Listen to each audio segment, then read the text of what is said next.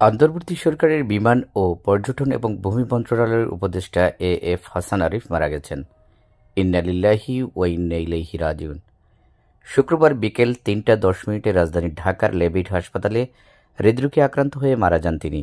তার বয়স হয়েছিল ৮৩ বছর। হাসান আরিফের মৃত্যুর তথ্যটি নিশ্চিত করেছেন তার সহকারী একান্ত সচিব মোহাম্মদ আবেদ চৌধুরী।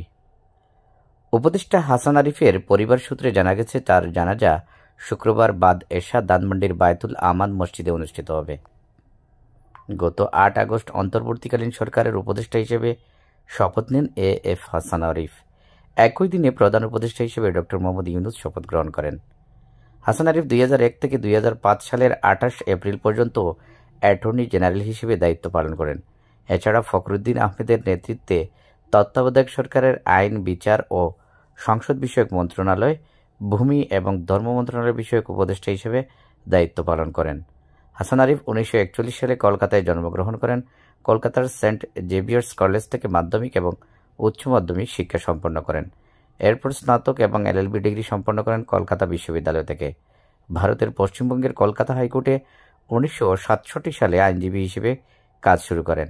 এরপর ঢাকায় এসে বাংলাদেশ হাইকোর্টে কাজ শুরু করেন তিনি।